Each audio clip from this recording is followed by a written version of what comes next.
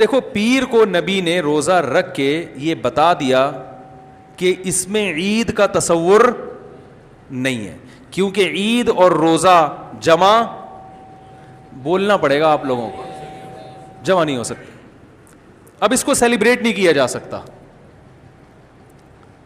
جس دن روزہ ہو جائے گا نا، اب وہ سیلیبریٹ کرنا اس کو ممکن ہے ہی نہیں، اس میں جشن کا تصور ہی ختم ہو گیا. جو ہماری عیدیں ہیں ان میں روزہ رکھنا جائز ہے؟ عید الفطر کو کوئی روزہ رکھے؟ بولو بھائی. اگر جس دن روزہ رکھا وہ عید نہیں ہو سکتی، جو عید ہے وہ روزے کا دن. کیا خیال ہے؟ عید اور روزہ ایک دوسرے کے کیا ہیں؟ اپوزٹ. کیونکہ عید ایک خوشی کا دن ہے اور اس کو سیلیبریٹ کرنا ہے. تو سیلیبریٹ جو کیا جاتا ہے کھا پی کے کیا جاتا ہے یا بھوکا رہ کے کیا جاتا ہے؟ السلام علیکم ورحمۃ اللہ تعالی وبرکاتہ. ناظرین کرام، یہ جو آپ نے کلپ دیکھا یہ پاکستان کے ایک مفتی جس کا نام طارق مسعود ہے اس کی ایک کلپ کا حصہ ہے.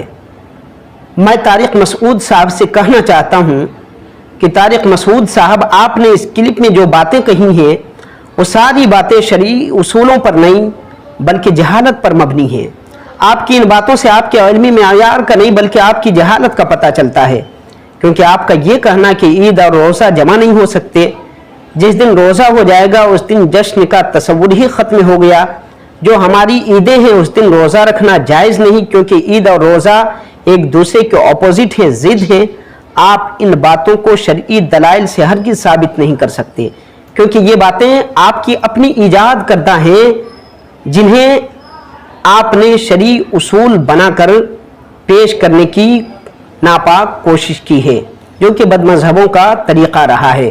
اور آپ نے یہ سب اصول اپنی اس غلط فہمی کی وجہ سے بنایا ہوگا کہ اسلام میں صرف دو ہی عیدیں ہیں، عید الفطر اور عید الاضحیٰ، جو کہ بالکل غلط ہے اور احادیث رسول صلی اللہ تعالیٰ علیہ وسلم کے بالکل خلاف ہے. کیونکہ احادیث سے پتہ چلتا ہے کہ اسلام میں صرف دو ہی عیدیں نہیں بلکہ ان دونوں کے علاوہ بھی بہت سی عیدیں ہیں، اور ان میں سے کچھ میں روزہ رکھنا منع ہے، کچھ میں روزہ رکھنا نفل اور ثواب کا کام ہے، تو کچھ میں روزہ رکھنا فرض ہے.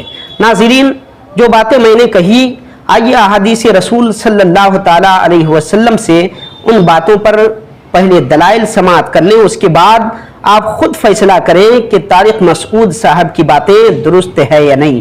تو صحیح مسلم کتاب الجمعہ باب فضل یوم الجمعہ کے اندر یہ حدیث پاک موجود ہے. آپ صلی اللہ تعالیٰ علیہ وسلم نے ارشاد فرمایا کہ بہتر دن جس پر سورج طلوع ہوا جمعہ کا دن ہے. اسی دن آدم علیہ السلام پیدا کیے گئے، اسی دن وہ جنت میں داخل کیے گئے اور اسی دن انہیں جنت سے اترنے کا حکم ہوا، اور قیامت بھی جمعہ کے دن ہی قائم ہوگی. دوسری حدیث میں ہے آپ صلی اللہ علیہ وسلم نے ارشاد فرمایا جمعہ کا دن تمام دنوں کا سردار ہے اور اللہ کے نزدیک سب سے بڑا ہے، اور وہ دن اللہ کے نزدیک عید الاضحیٰ اور عید الفطر سے بھی بڑا ہے.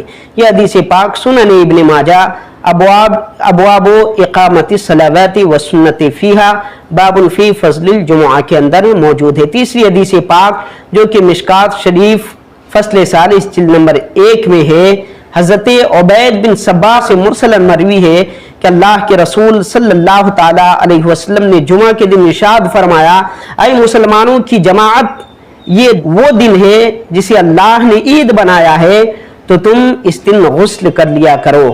اس حدیث پاک کو امام مالک نے بھی روایت کیا ہے اور امام ابن ماجہ نے بھی اسے روایت کیا ہے. ایک چوتھی حدیث پاک جو کہ سنن ترمذی باب ما جاء فی کراہیت صوم فی ایام التشریق میں ہے. حضرت عقبہ بن عامر رضی اللہ تعالی عنہ سے مروی ہے کہ اللہ کے رسول صلی اللہ تعالی علیہ وسلم نے ارشاد فرمایا یوم عرفہ و یوم النحر و ایام التشریق عیدنا اہل الاسلام و ہی ایام اکل و شرب. اس کا مطلب یہ ہے کہ اللہ کے رسول صلی اللہ تعالیٰ علیہ وسلم نے ارشاد فرمایا یوم عرفہ، یوم النحر، ایام تشریق، یہ سب کے سب مسلمانوں کے لیے عید کے دن ہیں. اور آگے اس میں ہے کہ وہی ایام اکل و شرب، اور یہ کھانے پینے کے دن ہے. طارق مسعود صاحب، ان مذکورہ احادیث سے پتہ چلتا ہے کہ اسلام میں صرف عید الاضحیٰ اور عید الفطر دو ہی عید نہیں بلکہ ان دونوں کے علاوہ بھی कई ईदें हैं। चुनांचे यौम जुमुआ जो साल में 52 मरतबा आता है, फरमान रसूल सल्लल्लाहु अलैहि वसल्लम के मुताबिक ईद का दिन है।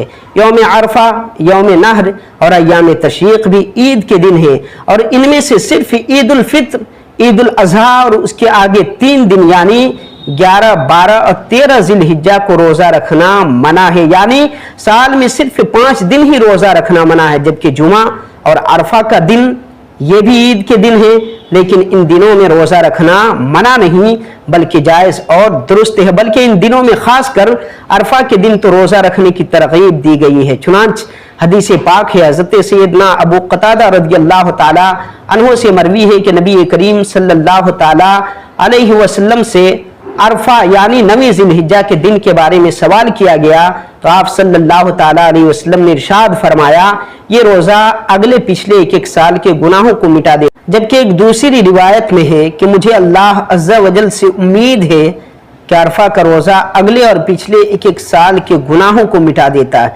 यह हदीस पाक सही मुस्लिम किताबुस सियाम के अंदर मौजूद है। और जुमा जो कि मुसलमानों की ईद है, रमज़ान में हो तो उस दिन रोज़ा रखना फ़र्ज़ और गैर रमज़ान में हो तो रोज़ा रखना नफल है।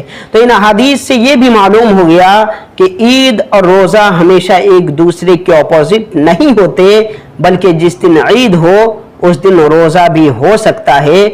उस दिन को शरीयत के दायरे में रहकर सेलिब्रेट किया जा सकता है। सेलिब्रेट करने के लिए खाना पीना फ़र्ज़ या वाजिब नहीं है। और नाज़रीन, मज़कूरा जितनी ईदें हम ग़ुलामानी मुस्तफ़ा सल्लल्लाहु अलैहि वसल्लम को मिली है ना, वो सब जनाबी मुहम्मदुर रसूलुल्लाह सल्लल्लाहु ताला अलैहि वसल्लम के सदक़े तुफ़ैल में मिली है।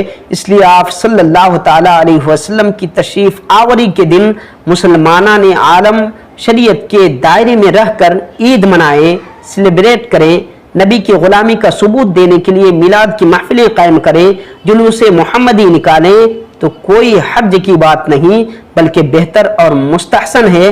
रोज़ा रख कर के भी ये सब काम किए जा सकते हैं, बग़ैर रोज़ा के भी।